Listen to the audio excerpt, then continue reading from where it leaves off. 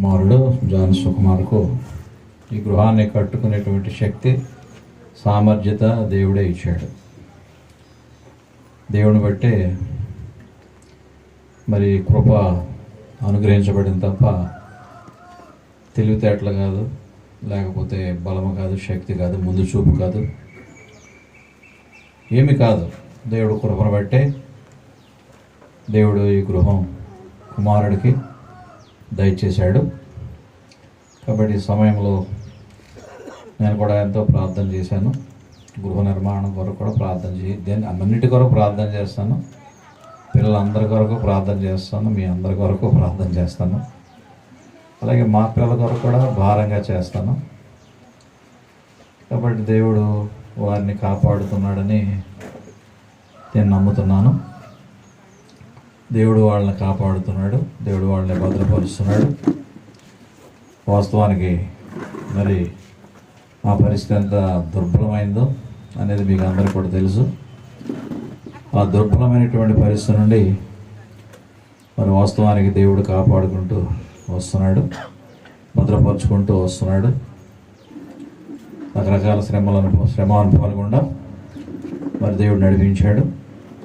ప్రతి శ్రమలో కూడా దేవుడు తోడుగా ఉండటం అనేటువంటిది మరి గ్రహించాం.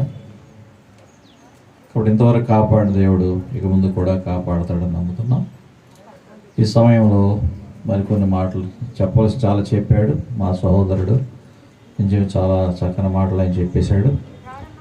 ఇంకా నేను చెప్పాలని ఆశపడుతున్నారు కాబట్టి నేను కూడా 2 మాటలు, నేను ఎక్కువ చెప్పను, తక్కువ చెప్పి ముగించేస్తాను. సరే, ఈ గృహానికి మరి ప్రార్థన చేసి మరి మౌంట్ ఆలివ్ అనేటువంటి పేరు ఈ గృహానికి పెట్టడం జరిగింది. మౌంట్ ఆలివ్స్, ఒలీవల కొండ అనే పేరు ఈ గృహానికి పెట్టడం జరిగింది. కాబట్టి ఒలీవల కొండ అనేటువంటిది యోదయ దేశంలో ఆ ఒలీవల కొండ ఉంటుంది. ఆ ఒలీవల కొండకు యేసుక్రీస్తు ప్రభువారు ఎక్కువ వెళ్ళేటువంటి వారు. కాబట్టి ఆ ఒలీవల కొండ మీద ప్రార్థించేవారు, ఆ ఒలీవల కొండకు తరచుగా వెళ్ళేటువంటి వారు. ఆ ఒలీవల కొండను ప్రభు ఎంతో ప్రేమించారు. ఆ పరిసరాలు, ఆ వాతావరణం అంతా ప్రభు ఆ ఒలీవల కొండను ప్రేమించారు. కాబట్టి ఇవన్నీ ఆలోచన చేసి ప్రార్థన చేసి ఈ గృహానికి మౌంట్ ఆలివ్స్ అనే పేరు పెట్టడం జరిగింది. కాబట్టి ప్రభువే ఉన్నతమైన శిఖరాలకు నడిపిస్తాడు అనేటువంటి తలంపుతో మౌంట్ ఆలివ్స్ అనే పేరు ఈ గృహానికి పెట్టడానికి మరి దేవుడు సహాయం చేశాడు. బాబు కొంచెం మాట్లాడకండి, 2-10 నిమిషాలు మాట్లాడకండి, ముగించేస్తా.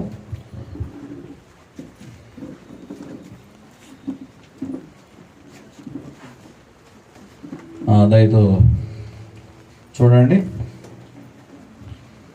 యెషయా గ్రంథం 58వ అధ్యాయం.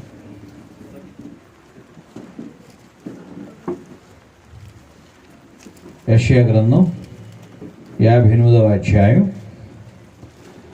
14వ వచనం. ఎవరైనా చదవండి. యెషయా 58:14 చదవండి. నీవు యెహోవా యందు ఆనందించెదవు, దేశం యొక్క ఉన్నత స్థలముల మీద నేను నిన్ను ఎక్కించేదను. చూసారా, నీవు యెహోవా యందు ఆనందించెదవు, దేశం యొక్క ఉన్నత స్థలముల మీద నేను నిన్ను ఎక్కించేదను. కాబట్టి ఎవరైనా లోకంలో ఏదైనా సాధిస్తే, ఒక మంచి ఉద్యోగం సాధిస్తే, లేకపోతే కలెక్టర్ అయితే, లేకపోతే ఒక మంత్రి అయితే, లేకపోతే ఒక ప్రధానమంత్రి అయితే, ఒక ముఖ్యమంత్రి అయితే, జీవితంలో చాలా ఉన్నతమైన శిఖరాలకు వెళ్ళారని మన వాళ్ళ గురించి మనం చెప్పుకుంటాం. నిజమే. కాబట్టి ఉన్నత శిఖరాలకు తీసుకుని వెళ్ళాలంటే అది దేవుడికే సాధ్యం తప్ప మరి ఇంకెవరికి కూడా సాధ్యం కాదు. కాబట్టి ఎవరో ఉన్నతమైన శిఖరాలకు వెళ్తారు, వాళ్ళు చూసి మనం సంతోషించడమేనా, మనకేమైనా ఉంటుందా? అయితే మనల్ని కూడా దేవుడు ఉన్నతమైన శిఖరాలకు తీసుకుని వెళ్ళటానికి దేవుడు ప్రతి ఒక్కరిని కూడా దేవుడు ఆశీర్వదిస్తాడు. ఏ ఒక్కరిని విడిచిపెట్టాడు, ఏ ఒక్కరిని కూడా మర్చిపోడు, ఏ ఒక్కరిని కూడా మరి ప్రభు విడిచిపెట్టాడు. కాబట్టి ఇక్కడ అంటాడు, నీవు యెహోవా యందు ఆనందించెదవు, దేశం యొక్క ఉన్నత స్థలముల మీద నేను నిన్ను ఎక్కించేదను అంటాడు. ఇక్కడ ఉన్నతమైన స్థలాల మీద దేవుడు నిన్ను, నన్ను, మనలను మరి ఎక్కించేటువంటి దేవుడుగా ఉన్నాడు. మన కష్టాలు తప్పిస్తాడు, మన దీనస్థితి తప్పిస్తాడు, మన శోధనలు తప్పిస్తాడు, మన శ్రమలు తప్పిస్తాడు. కాబట్టి ఇక్కడ మరి భక్తుడు ఇక్కడ ప్రార్థన చేస్తున్నాడు. ఏమని ప్రార్థన చేస్తున్నాడంటే, దయతో చూడండి, కీర్తన గ్రంథం 60వ అధ్యాయం. కీర్తన గ్రంథం 60వ అధ్యాయం.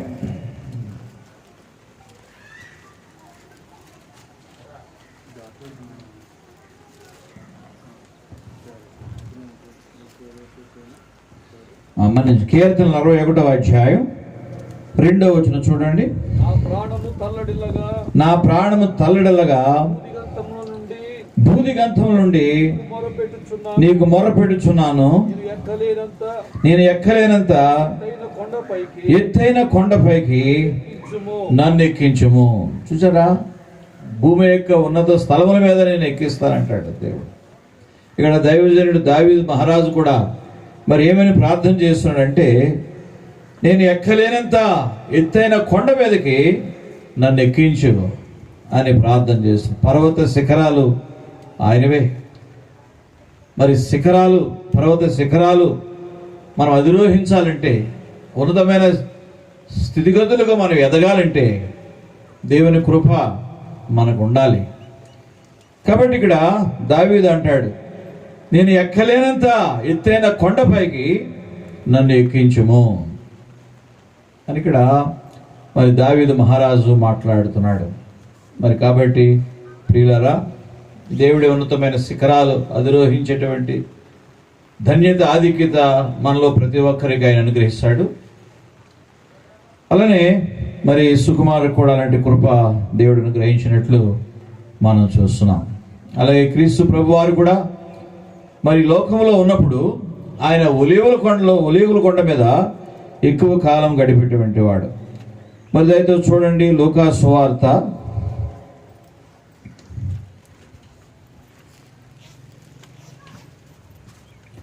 21వ అధ్యాయం 37వ వచనం. లూకా సువార్త 21వ అధ్యాయం 37వ వచనం.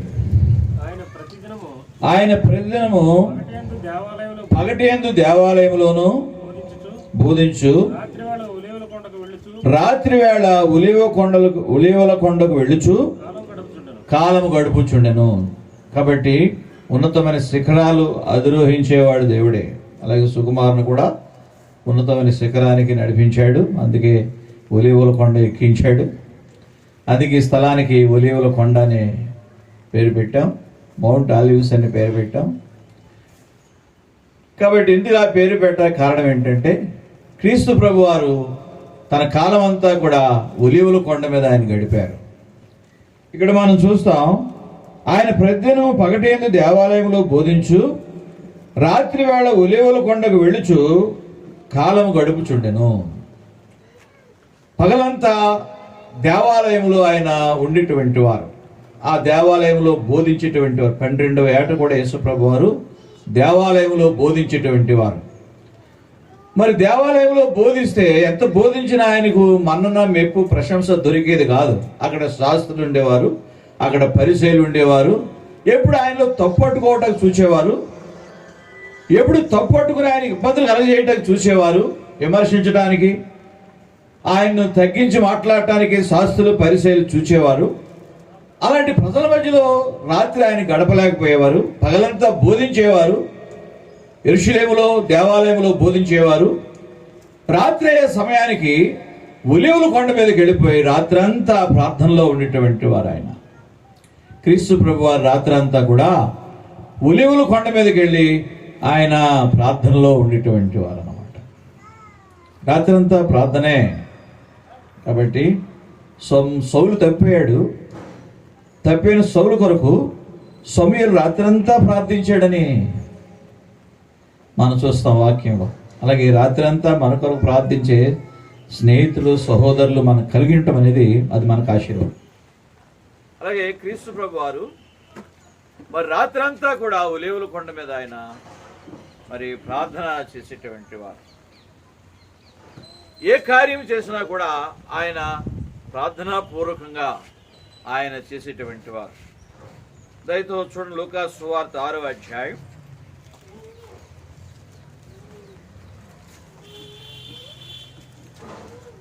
లూకా సువార్త 6వ అధ్యాయం 12వ వచనం. లూకా 6:12. ఆ దినములందు ఆయన ప్రార్థన చేయుట కొండకు వెళ్ళి దేవుని ప్రార్థించుటేందు రాత్రి గడిపెను.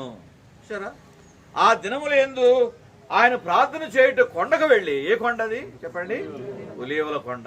ఒలీవల కొండ అనేది ఎంతో ప్రేమ. అక్కడే రాత్రి అంతా ప్రార్థన. కాబట్టి ప్రార్థించుటేందు ప్రార్థన చేయుట కొండకు వెళ్ళి దేవుని ప్రార్థించుటేందు రాత్రి గడిపాను. ప్రార్థన చేసి ఉదయాన్నే వచ్చినప్పుడు ఆయన శిష్యులు ఆయన దగ్గరికి వచ్చారు. చూడండి 13 వచనం చదవండి. ఉదయం అయినప్పుడు ఆయన శిష్యులను పిలిచి వారిలో 12 మందిని ఏర్పరిచి వారికి అపోస్తలులను పేరు పెట్టను. చూసారు, ఇక్కడ రాత్రంతా ప్రార్థనలో ఉండి తెల్లారి మరి దేవాలయంలోకి వచ్చి లేక గ్రామంలో ప్రవేశించినప్పుడు ఆయన శిష్యులు ఆయన దగ్గరికి వచ్చారు. ఆయన శిష్యులు ఆయన దగ్గరికి వచ్చినప్పుడు ఆ శిష్యులకి ఏమని పేరు పెట్టాడు చెప్పండి? వాళ్ళకి అపోస్తలులని పేరు పెట్టాడు. మొట్టమొదటి వాళ్ళ శిష్యులు, తర్వాత ఎవరు వాళ్ళు చెప్పండి? అపోస్తలు. యేసు ప్రభు శిష్యులు ఎంతమంది అంటే టక్కని చెప్పేస్తాం. ఏమంటాం చెప్పండి? 12 మంది అంటాం. కానీ వాళ్ళ శిష్యులు కాదు. ఆయన నమ్ముకున్న వాళ్ళందరూ ఆయన శిష్యులే. మీరు వెళ్ళండి, సర్వలోకానికి వెళ్ళి సర్వ సృష్టికి సువార్త ప్రకటించండి, సమస్త జనులను నాకు శిష్యులుగా చేయండి అన్నాడు ప్రభు. కాబట్టి ఆయన నమ్మిన వాళ్ళంతా ఆయన శిష్యులే. మరి ఆ 12 మంది ప్రత్యేకత ఏంటంటే ఏంటి? వాళ్ళ ప్రత్యేకత చెప్పండి? అపోస్తలు. ఆ 12 మంది యొక్క ప్రత్యేకత ఏంటండి? అపోస్తలు. అపోస్తలు ఎలాగ ఏర్పాటు చేశాడు ప్రభు? అనేక సంఘాల్లో పెద్దలను పెట్టేటప్పుడు ఓటింగ్ సిస్టమ్ వస్తుంది. ఇప్పుడు ఓట్లు వేస్తున్నారు, లేకపోతే ఇటు బలం ఉంటే ఏర్పాటు చేసుకుంటున్నారు. కానీ ఇక్కడ ప్రభు అపోస్తలుని ఏర్పాటు చేసేటప్పుడు ఎలా ఏర్పాటు చేశాడంటే రాత్రంతా ప్రార్థించాడు. రాత్రంతా ప్రార్థించి ఆ ప్రార్థనాపూర్వకంగా 12 మంది అపోస్తలుని ఏర్పాటు చేశాడు. ఆ తర్వాత వాళ్ళ పేర్లు మనకు తెలుస్తాయి. వాళ్ళు ప్రపంచాన్ని కదిపేశారు అన్నమాట. ఆ 12 మంది. నెపోలియన్ చక్రవర్తి అన్నాడు, కర్రతో కత్తితో నా రాజ్యాన్ని నేను స్థాపించాను, అది నా కళ్ళ ముందే శిథిలమైపోతుంది. నజరేయుడైన యేసు కర్రతో కాదు, కత్తితో కాదు, ప్రేమతో 12 మంది పల్లెవాళ్లతో, యేసు శిష్యులందరూ కూడా పల్లెవాళ్ళు. Majority of the disciples are, చూసారా, వాళ్ళు మెజారిటీ శిష్యులు ఎవరంటే అపోస్తలులు, పల్లెవాళ్ళు అనమాట. కాబట్టి నేను కర్రతో కత్తితో నా రాజ్యాన్ని స్థాపించి నా కళ్ళ ముందు శిథిలమైపోతుంది.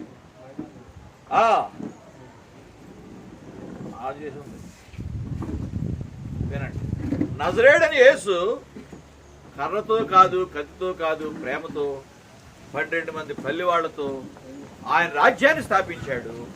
ఆ రాజ్యానికి అంతం లేదన్నాడు అన్నమాట.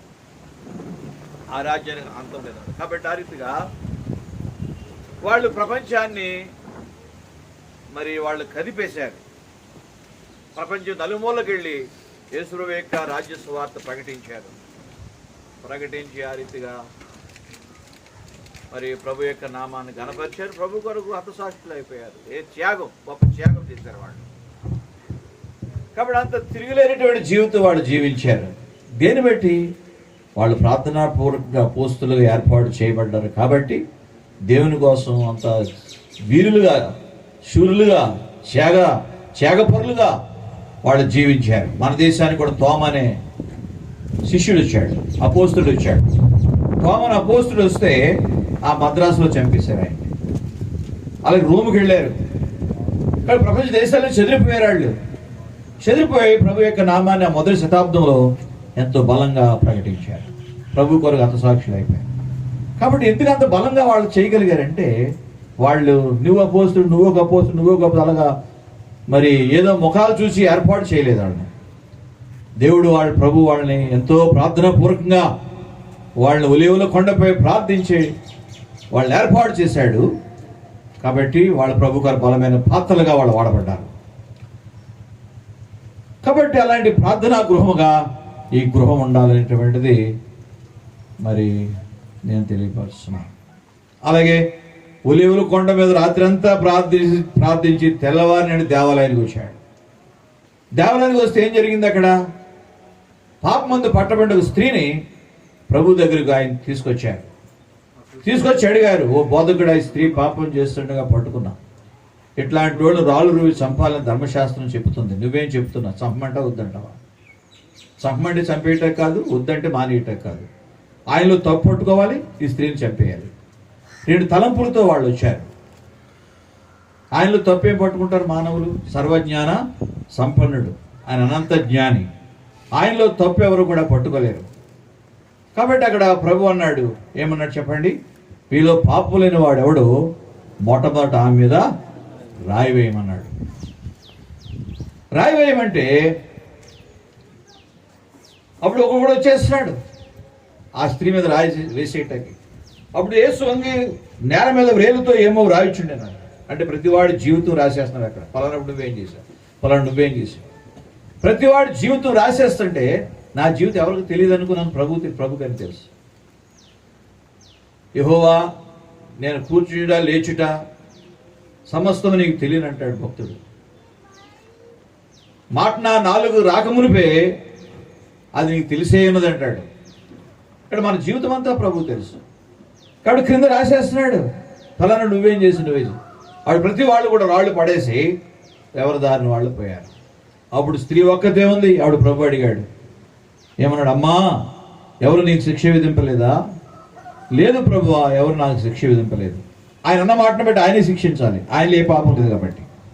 కానీ ప్రభు ఏమన్నాడు? నేను కూడా నీకు శిక్ష విధింపను, నీవేళ్ళక పాపం చెడ్డవారిని చూసి మచ్చరపడకంటాడు. దుష్కార్యములు చేయవారిని చూసి వ్యసన పడకు. చెడ్డవాళ్ళు ఉంటారు, దుష్కార్యములు చేస్తారు, అంతలో మచ్చరపడకు, వ్యసన పడకు, సహించు, ప్రేమించు, ఓర్చుకో. వాళ్ళ విషయంలో సదాభిప్రాయంతో ఉండు, ప్రేమ కలిగి ఉండు, దేవుడు వాళ్ళని మారుస్తాడు. కాబట్టి ప్రభు వాళ్ళని ఓర్చుకున్నాడు. ఆమె పాపాత్మురాలు, చిన్ననాట పెద్దనాట ప్రతి వాళ్ళు పాపాత్మురాలు అంటారు. ఆయన ప్రభు ఆమెను ప్రేమించాడు. ఎవరు నీకు శిక్ష విధింపలేదు? లేదు ప్రభువా, నేను కూడా నీకు శిక్ష విధింపను అన్నాడు. ఇక వెళ్ళి నువ్వు పాపము చేయి. నేను రక్షించింది ఎందుకు? మరలా పాపం చేయటానికి కాదు. నేను రక్షించింది ఎందుకంటే ఇక నుండి పవిత్రమైన పరిశుద్ధమైన జీవితం నీవు జీవిస్తావని నేను రక్షించాను. నేను నీకు అడ్డుపడ్డాను. నేను నీకు అడ్డుపడకపోతే నిండు ప్రాణం బలైపో నీకు. అది నేను కాపాడాను, నీకు అడ్డుపడ్డాను. ఎందుకంటే ఇక నుండి నువ్వు సక్రమంగా నువ్వు జీవిస్తావు. అనేకులు అంటారు, మరి ఎన్ని తప్పులు చేసినా ప్రభువాని ఆయన క్షమించంటే సరిపోద్దండి అంటారు. కాదు, మనం ఎన్ని పాపాలు చేసినా, పొరపాటు చేసినా ప్రభు క్షమిస్తాడు. ఇంకా అస్తమాడు పాపం చేయడం క్షమించమంటాం, అది పద్ధతి కాదు. ఒకసారి క్షమించమని అడిగామంటే ఇంకెప్పుడు చేయనని అర్థం. దాని అర్థం ఒకసారి ప్రభువా ఘోర పాపిని, నన్ను క్షమించు, నన్ను కడుగు, నన్ను శుద్ధి చేయి, శివరక్తంతో నా పాపాలు పరిహరించు అని అడిగామంటే ఇంకెప్పుడు కూడా ఆ పాపం జోలికి పోనని దాని అర్థం. మరి కాబట్టి ఆ స్త్రీతో ఏం చెప్పాడు ప్రభు? ఇక వెళ్ళి పాపము చేయి. ఆ స్త్రీ యొక్క జీవితాన్ని అక్కడ నిలబెట్టి మనం ఎంత పెద్దవాళ్ళమైనా అక్కడ నిలబడ్డా ఆ స్త్రీ ప్రాణాన్ని కాపాడలేము. అక్కడ నిండు ప్రాణం బలైపోను. అయితే ప్రభు అనంత జ్ఞాని, సర్వజ్ఞాని. ఆయన రాత్రంతా ఒలీవల కొండపై ప్రార్థించి ప్రార్థనా పూర్వకంగా దేవాలయంలో వృద్ధుని ఆ స్త్రీని తీసుకొస్తాడు. ప్రభు తెలుసు ఆవిడ ప్రార్థనా పూర్వకంగా ఆయన సాగాడు కాబట్టి అక్కడ ఆ స్త్రీ యొక్క నిండు జీవితం బలైపోకుండా దేవుడు అక్కడ కాపాడినట్లు మనం చూస్తున్నాం. అలాంటి ప్రార్థనా గృహముగా ఈ నిజమైన ఒలీవల కొండగా ఈ గృహం ఉండాలి, గృహంలో ఉండేటువంటి వారు ఉండాలని మనం కోరుకుందాం. ఆ తర్వాత మీరు వింటే చెప్తాను కానీ మరి ఇంటి ఎక్కడ కింద కూడా భోజనాలు జరుగుతున్నాయి, మన కిందకి వెళ్ళినా ఏం ప్రయోజనం లేదు, ఖాళీ అవ్వాలి అక్కడ. కాబట్టి నేనేమి మిమ్మల్ని ఇబ్బంది పెట్టను, త్వరగా తొందరగా అనుకున్నాయి చెప్పేస్తాను, నేను 10 నిమిషాలు చెప్పేస్తాను. సరే చూడండి,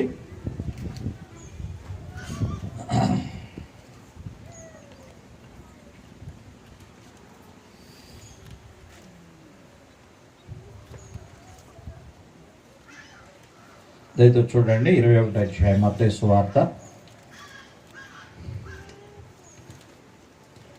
మత్తయి సువార్త 21వ అధ్యాయం చూడండి, మొదటి నుంచి చూడండి. తరువాత యెరూషలేముకు సమీపించి ఒలీవ చెట్ల కొండ దగ్గర ఉన్న బేత్పగేకు వచ్చినప్పుడు యేసు తన శిష్యులిద్దరిని చూచి ఒలీవల చెట్ల కొండ దగ్గర బేత్పగేకు వచ్చినప్పుడు, ఇక్కడ ఒలీవ చెట్ల కొండ దగ్గర బేతని ఉంది, అక్కడికి వచ్చాడు. ఒలీవ చెట్ల కొండ దగ్గర బేత్పగేకు వచ్చాడు. ఇక్కడ 21, 22 అధ్యాయాలు ఆలివిస్ట్ డిస్కషన్ అంటారు అన్నమాట. 20, 21, 22 అధ్యాయాలు. ఈ అధ్యాయాల్లో యేసు ప్రభు ఒలీవల కొండ మీద ఉన్నట్లు మనం చూస్తాం. కాబట్టి ఒలీవల కొండ దగ్గర ఉన్న బేత్పగేకి వచ్చి, బేత్పగే అనే గ్రామానికి వచ్చి, అక్కడి నుండి ఆయన గాడిద పిల్లనెక్కి యెరూషలేము జయోత్సాహంతో ప్రవేశం చేశాడు. యేసు ప్రభు గాడిద పిల్లనెక్కాడు. యేసు ప్రభు దేని వాహనంగా చేసుకున్నాడు చెప్పండి? గాడిద పిల్లను వాహనంగా చేసుకుని ఆయన బేతనీ నుండి యెరూషలేముకు ప్రయాణం చేశాడనమాట. ప్రయాణం చేసిన కొన్ని లక్షల మంది అక్కడ ఉన్నారట. కొన్ని లక్షలు, 250 లక్షలు, చాలా లక్షల మంది సమకూడిపోయారట. అక్కడ లక్షల మంది సమకూడిపోయి మరి చెట్లు కొమ్మలు విరిచి ఆ దారి పొడుగునా వేశారు. ఇంకా మరి బట్టలు దారి పొడుగునా పరిచారు. అక్కడ చిన్నలు పెద్దలు దావీదు కుమారునికి జయం, హోసన్నా జయం, యేసన్నా జయం అని మరి దేవుడిని స్తుతించారన్నమాట. అలా స్తుతించినప్పుడు ఆ యెరూషలేముకు బేతనీ నుండి, బేత్పగే నుండి యెరూషలేముకు జయోత్సాహంతో ఒక గొప్ప రాజుగా ఆయన ప్రయాణం చేశాడు. కాబట్టి పిల్లలు ఎందుకు చెప్తున్నాను ఈ మాటలు అంటే, ఆయన రాజు. కాబట్టి గృహస్థులు మరి యేసు ప్రభును తమ మీద రాజుగా ప్రతిష్ఠించుకోవాలి. రాజు అంటే అధికారం ఉంటుంది. ఆ అధికారానికి ఈ గృహస్థులు మరి లోబడవలసినటువంటి వారై ఉన్నారు. యేసు ప్రభు యొక్క అధికారానికి, యేసు ప్రభు యొక్క రాజరికానికి, యేసు ప్రభు యొక్క శిరసత్వానికి, యేసు ప్రభు యొక్క నడిపింపుకు, నాయకత్వానికి ఈ గృహస్థులు లోబడాలి. మేమే నాయకులు, మాకే అన్నీ తెలుసు, మాకే తెలియంది ఏముంది అనే అతిశయం మరి ఉండటం అనేది అంత మాత్రం దేవుని యొక్క చిత్తం కాదు. కాబట్టి ఆయన్ను మనం ప్రేమిస్తే ఆయన మనం మరి రాజుగా, ఈ గృహస్థులు మరి రాజుగా ఆయన అంగీకరించాలని మరి ఇక్కడ మనం తెలుసుకుంటున్నాం. ఆ తర్వాత దయతో చూడండి 24వ అధ్యాయం 3వ వచనం. ఆయన ఒలీవల కొండ మీద కూర్చుండి ఉన్నప్పుడు శిష్యులు ఆయన యొద్దకు ఏకాంతముగా వచ్చి, ఇవి ఎప్పుడు జరుగును? నీ రాకడకును యుగ సమాప్తికి నీ సూచన లేవని మాతో చెప్పుమనగా. వినండి, యేసు ప్రభు ఒలీవల కొండ మీద కూర్చున్నప్పుడు ఆయన శిష్యులు ఆయన దగ్గరకు వచ్చారు. ఆయన శిష్యులు ఆయన దగ్గరకు వచ్చి ఆయన రెండవ రాకడను కూర్చి డిస్కషన్ చేశారన్నమాట. చాలా స్వతంత్రంగా యేసు ప్రభు దగ్గర శిష్యులు చాలా స్వతంత్రంగా ఉండేవారు, చాలా దగ్గరగా ఉండేవారు, ఏమి భయపడేవారు అని అనుకోండి.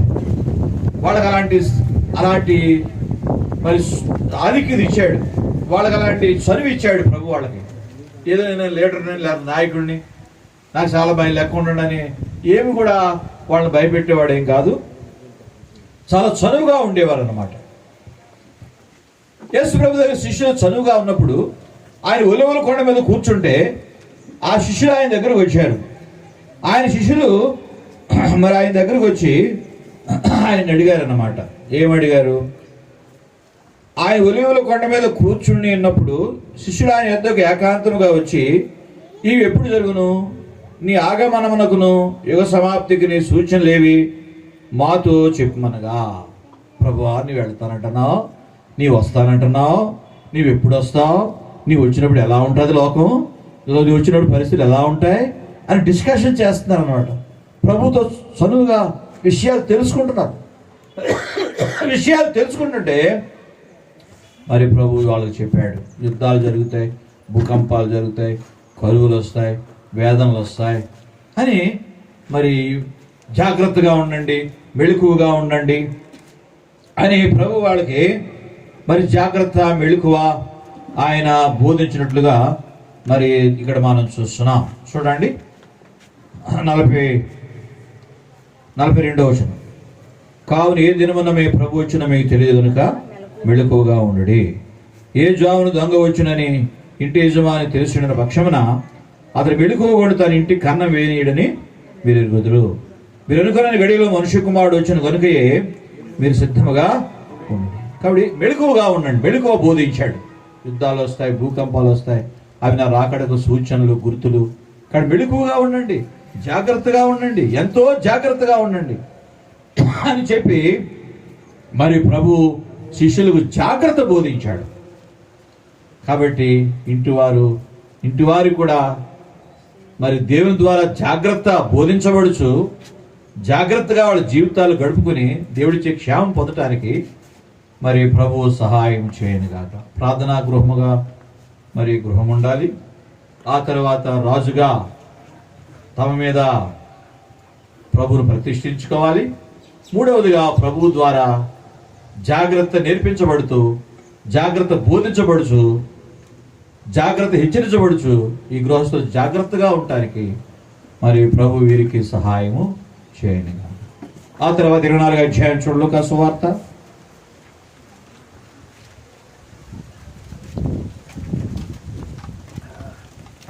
లూకా సువార్త 24వ అధ్యాయం 43వ వచనం లేక 39. తరువాత ఆయన బయలుదేరి తన వాడుకు చొప్పున ఒలీవల కొండలకు వెళ్ళగా శిష్యులు ఆయన వెంట వెళ్ళిరి. ఆ చోట చేరి ఆయన వారితో, మీరు శోధనలో ప్రవేశించకుండా మెళుకువగా ఉండి ప్రార్థన చేయండి. ఒక పర్యాయం ఇక్కడ మరలా ఒలీవల కొండకు వెళ్ళాడు. ఒక చోట చేరి ప్రార్థిస్తున్నాడు. శిష్యులను చోట ఇట్టాడు. ఆయన మరొక చోటుకి వెళ్ళి ప్రార్థిస్తున్నాడు. మరొక చోటుకి వెళ్ళి ప్రార్థన చేస్తూ మరి ఆయన శిలువ మరణం ప్రభువు తెలుసు. మన మరణం ఎప్పుడో మనకు తెలియదు, కానీ ప్రభు మరణం ప్రభువు తెలుసు. అది ఎంత భయంకరమైనదో, అది సిగ్గుకరమైందో, ఆ మరణం ఎంత అవమానకరమైందో, ఆ మరణం ఎంత బాధకరమైందో ప్రభువు తెలుసు. అనిపించగలమా? మరణం కొరడాలతో కొట్టాడు, ముఖం మీద ఉమ్ములూశారు, కొరడాలతో కొట్టారు, పిడిగుద్దులు గుద్దారు. వాడన్నారు, వీడన్నారు. వీడు ఇతను రక్షించాడు, తను రక్షించుకోలేడన్నారు. శిలువ మీద దిగిరానైనా మేము నమ్ముతామని ఎగతాళి చేశారు. ఇంత ఎగతాళి, అపహాస్యం, దెబ్బలు, కొరడాల బాధ, భారమైన శిలువ మోయటం, ఇదంతా మనం పడగలమా? ఒక దెబ్బ మనం గుద్దే మనం చచ్చిపోతాం. అట్లాంటిది ఆయన పొందబోయే మరణం ఎంత భయంకరమైందో ప్రభువు తెలుసు. ఆ మరణం అనిపించడానికి నాకు శక్తి కొరకు ఆయన ఒలీవల కొండ మీదకి వెళ్ళి ప్రార్థన చేశాడు. ఒలీవల కొండ మీదకి వెళ్ళి ప్రార్థన చేస్తే అక్కడ జరిగినటువంటి కార్యం ఏంటంటే, దయతో చూడండి 43. అప్పుడు పరలోకము నుండి ఒక దూత ఆయన కనబడి ఆయనను బలపరిచెను. చూసారా? అప్పుడు పరలోకంలో ఒక దూత కనబడి ఆ ప్రభువును బలపరిచాడు దూత. అప్పుడు ప్రభువు దూత ద్వారా, దేవుని ద్వారా బలపరచబడి ధైర్యంగా శిలువ దగ్గరికి వెళ్ళాడు. వాళ్ళు బంధించడానికి వచ్చినప్పుడు ప్రభు అడిగాడు, మీరు ఎవరిని ఎదుగుతున్నారు? నజరేయుడైన యేసుని ఎదుగుతున్నారు. నేనే పట్టుకోండి అంటే వాళ్ళు వెనక్కి పడిపోయారు. ఎవరు ఆయన పట్టుకోలేరు, ఎవరు ఆయన బంధించలేరు. ఇష్టపూర్వకంగా తను అప్పగించుకున్నాడు శిలువకి. ఆ రీతిగా దేవుని బలం పొందాడు. దేవుని ద్వారా బలపరచబడి ఆ శిలువ నిర్గమం, ఆ కార్యం నెరవేర్చడానికి ముందుకు సాగిపోయాడు. కాబట్టి ఆ ఒలీవల కొండ మీద బలం పొందాడు. అలాగే ఈ బిడ్డలు కూడా ఇక్కడ బలహీనమైన పరిస్థితుల్లో దేవుడు వీరిని బలపరచును గాక. ఆ తర్వాత అన్నాడు, తండ్రి, ఒలీవల కొండ మీదే ప్రార్థన చేశాడు. తండ్రి, నీ చిత్తమైతే ఈ గిరినాయుధులను తొలగించు. ఆయన నా ఇష్ట ప్రకారం కాదు, నీ ఇష్టమే అన్నాడు. అనగా తన చిత్తానికి సిలువేసుకున్నాడు. తన చిత్తాన్ని కాదు, నీ చిత్తానికి అప్పగించుకున్నాడు. నీ చిత్తమే సిద్ధించుగాక అన్నాడు. కాబట్టి ఆయన చిత్తాన్ని ఒలీవల కొండపై తండ్రి యొక్క చిత్తానికి కుమారుడు అప్పగించుకున్నాడు. అలాగే ఈ గృహస్థులు కూడా తమ ఇష్టాన్ని నెరవేర్చుకోకుండా, తన ఇష్టానుసారంగా బ్రతకకుండా దేవుని ఇష్టానికి అప్పచెప్పుకుని దేవుని చిత్తం నెరవేర్చుదురు కాక. 5 విషయాలు చెప్పాను. ఏం చెప్పండి? ఒలీవల కొండ మీద ప్రార్థించి శిష్యుల్ని ఏర్పాటు చేశాడు కాబట్టి ప్రార్థనా గృహముగా ఈ గృహం ఉండును గాక. అలాగే ఒలీవల కొండ దగ్గర బేత్పేగే నుండి యెరూషలేముకు వచ్చాడు, రాజుగా వచ్చాడు. ఈ గృహస్థులకు రాజుగా ఉండును గాక. మరి మూడవదిగా, మరి ఒలీవల కొండ మీద ఉన్నప్పుడు శిష్యులు డిస్కషన్ చేశారు, నీ రాకడ గుర్తులు ఏంటని. డిస్కషన్ చేసినప్పుడు ఆయన రాకడ గుర్తులు చెప్పి వాళ్ళని జాగ్రత్త పరిచాడు. అలాగే ఈ గృహస్థులు కూడా జాగ్రత్త పరచబడు, దేవుని ద్వారా జాగ్రత్త పరచబడదురు కాక. మరి నాలుగవది ఏంటంటే, దేవదూత ఒలీవల కొండ మీద యేసుప్రభు ప్రార్థన చేసినప్పుడు దేవదూత వచ్చి బలపరిచాడు. అలాగే వీళ్ళు బలహీనమైన పరిస్థితులు వస్తాయి, ఇప్పుడు ఇలాగే సాగిపోదు, కష్టాలు వస్తాయి, శోధనలు వస్తాయి, బాధలు వస్తాయి, లేమి వస్తుంది, దరిద్రత, కొన్నిసార్లు పరిస్థితులు ఎన్నో ఒకలా సాగిపోయినప్పుడు అలాంటి పరిస్థితుల్లో దేవుడు ఈయన బలపరచును కాదు. 5వదిగా, నీ చిత్తమే నా చిత్తం కాదు ప్రభు తండ్రి అన్నాడు ప్రభు. కాబట్టి వీళ్ళు మన చిత్తానికి సిలివేసుకోవాలి, దేవుని చిత్తానికి. మన ఇష్టానుసారికి వెళ్ళిపోతూ ఉంటాం మనం మనుషులు, కానీ మన ఇష్టానుసారికి మనం వెళ్ళకూడదు. దేవుని చిత్తానికి మనం అప్పచెప్పుకొని దేవుని చిత్తానుసారి గృహస్థులు బ్రతకటానికి ప్రభు సహాయం చేయనుగా. ఒలీవ కొండ మీద అనుభవాలు, 5 అనుభవాలు వివరించడానికి ప్రభు కృప ఇచ్చాడు. అలాంటి 5 అనుభవాలు నడవడానికి